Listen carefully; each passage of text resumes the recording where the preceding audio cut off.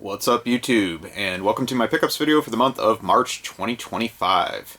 Had kind of a quiet month as far as travel went. I did go on one work trip to Colorado about mid-month and got to hit some areas around Denver and also some of Colorado Springs. So it was a good time. I got to meet Emperor Fox from YouTube for the first time in person, which was great. We've been chatting for years and finally made it happen. Got to see his fantastic game collection and got some great ideas for decorating mine from his setup. He has a really great collection. So if you haven't checked out his channel, please do so. It is, I'll link it in the description below. But great YouTuber and great guy, so happy to get a chance to connect.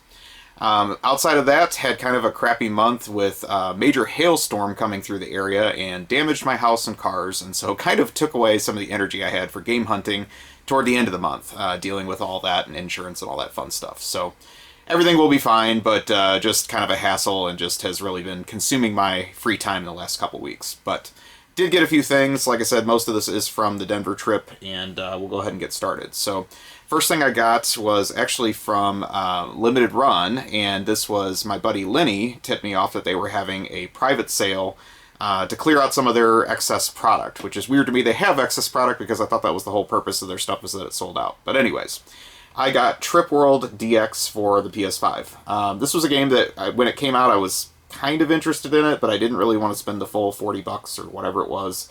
And so just decided to wait on it. This was being closed out for like 20 bucks, I think, or something like that with the coupons. So decided to take a chance on it.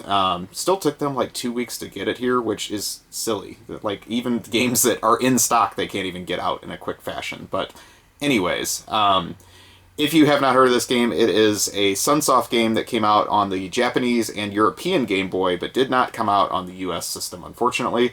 And it was by, or influenced by the game Gimmick, which Sunsoft also put out in European and Japanese NES and Famicom, but not in the US.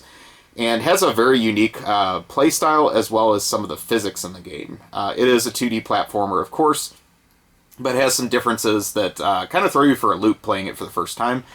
You have a very cute character named Yupopo or something like that. I'm sorry, Yakopo. And with the game, like, the creator has an interview on here and basically said, like, just wanted to create a relaxing environment. It's not like a race to get to the finish of the stages. You can experiment with things.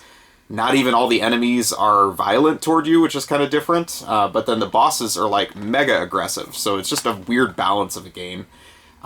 Beautiful. It looks beautiful, honestly, just with the limitations of the original Game Boy, and then this DX version obviously has a color mode, which has been enhanced to show that off. So, kind of a shame we didn't get this game on the US Game Boy. I probably would enjoy, honestly, playing it on the portable system just for something different. But as far as a console game, yeah, it doesn't really have that much depth to it. It's a pretty short game overall. So, interesting. I'm not upset with what I paid for it, but I'm also glad I didn't pay full price for it. So, apparently Limited Run has plenty of these. They seem like to be like they're still on the site and they're still trying to blow them out. So if you're interested, you can easily get one of these now. But I also skipped the Gimmick Limited Run release, and I'm kind of wanting that one now because I know that game a little bit better, but just decided not to get it at the time. So some of the Sunsoft stuff that they were putting out, even on the NES and Game Boy, like, they've really had some graphical powerhouse teams working for them, and they did some really special stuff with the limitations of the system. So it's kind of cool to see that just from that perspective.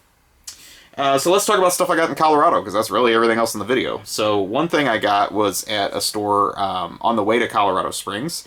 This has been on my want list for a really long time. I keep looking at them on, like, Japanese sellers, and I just put them in my cart and then I take them out because I get nervous because a lot of them are really yellowed. And so I got lucky and found a very clean Sony Pocket Station. And if you are unaware, this is a PS1 accessory that we did not get in the US that was kind of a precursor to the Dreamcast VMU. And so it actually is a memory card. You can plug it into the slot on your system. It doesn't have any extra storage. It's just got your normal 15 blocks. But then it also was meant to function as like a PDA before cell phones were a thing. And so you can turn it on. It's going to tell you the date, the time, all that kind of stuff. And then it has just some basic information in here. You can also set an alarm clock on it. It has a speaker in the back. So if you want to wake up to your Pocket Station, you can do that. Also has the handy duty lanyard with it, which is cool because a lot of these are missing or dirty or whatever. So they also made these in clear, was the other common variant of this, but for some reason I just wanted the white one and I wanted one that wasn't yellow. So very happy to get this. Unfortunately, like, it's very difficult to track down information about which games support this. In the US, I think really the only game that works with it is Final Fantasy VIII, that they didn't remove the support. But there's a lot of other games that did work with it in Japan, and then they went and ripped the support out for the US versions, which is a shame, because I guess they just had no plans to release it here, but that just seems like a lot of extra work. So a lot of the Capcom games of the era, fighting games, had like micro games that you could do with this. Some of the Mega Man games did. The one that I really wanted to play with this was Ray Crisis by Taito. They actually had a pocket shooter for the Pocket Station called Pocket Ray that was included with Ray Crisis, and I totally forgot that Working Designs took it out of the US version, so I can't even play that. So now I'm looking for a Japanese version of Ray Crisis, which is not super expensive, just to be able to play that, if nothing else. But just a neat curiosity. It also has an infrared port on the top, which seems really cool. It's like, ooh, can I control my TV with this?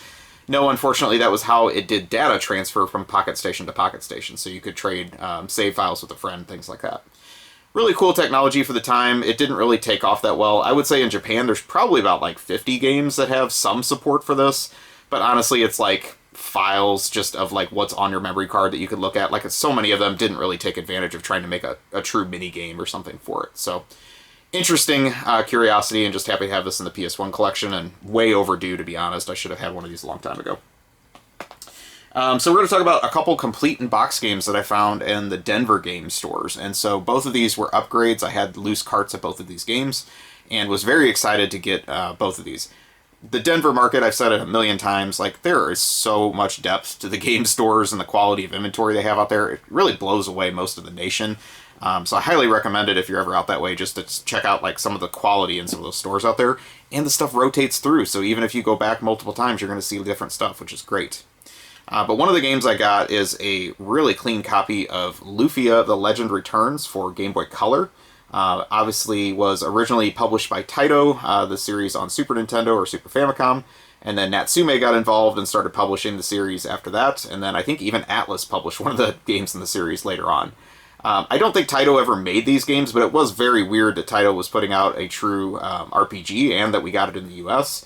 And I believe the company that made this is Neverland Co. That's who this one's credited to, but I can't remember if they made the whole series or what the whole deal was with that. These are not like A-tier RPGs, but they're solid enough, I guess would be the best way to put it. And considering the Game Boy Color in the US didn't get a whole lot, it's really cool that Natsume brought this game over. The game did come out very late in the Game Boy Color life, and so it even has like a little blurb on here that it does work with the Game Boy Advance, so that kind of gives you an indication that even that was out by the time this game released. And just really cool artwork on this one, so very happy to have this in the collection, and I think I'm getting close to having all the Lufia games complete in the box. There might be like maybe one more that I need, so I might track that down just kind of with the motivation of that, and then I'd like to kind of go back and play some of these a little bit more, because the Super Nintendo ones are the ones I put the most time in, and they're pretty good. And then the other thing I got, and I'm telling you that these Denver stores, they're completely stacked. Like, I'm overwhelmed. I'm like, I want to buy this, I want to buy that, I want to buy everything. But I had to limit myself. And so I'm looking at like the rare case in this one location of a Denver chain that I'd never been to that one specific location. And they had probably the best inventory of any of the three stores. And so I go in their vault in the back of the location, and they had really great stuff back there, including a Stadium Events, a Keo Flying Squadron, you name it, all inside there. Not everything was for sale. Some of it's kind of their private collection, but they had just a really incredible inventory of stuff in there for sale as well. So even with all these cool games and games that I'm thinking like, that's fun, like I would like to play that, or there's a Japanese import I've always wanted, I end up getting something completely different because I'm like, you know what, this is really, really hard for me to find, and I needed the manual for my NES manual set anyway, and so I decided to go for a complete copy of Jimmy Connor's Tennis for the NES. I don't really know why, but not something that I was like red hot to have complete, but again, just seeing that I needed the manual anyway. When am I going to find this again complete in a store? I decided I should probably do this. Took a quick look on eBay. Most of them, it seemed like were Blockbuster rentals. So a lot of them had like big Blockbuster stickers on the back. This one did not, and so I figured like somebody actually bought this new. So I should probably take a chance on getting it this way. But very unique game. Came out late in the NES life. I think it was a '93 release.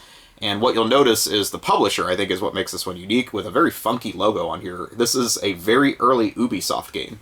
And they changed their logo a few times, and obviously into what it is now, and now they're this giant global powerhouse.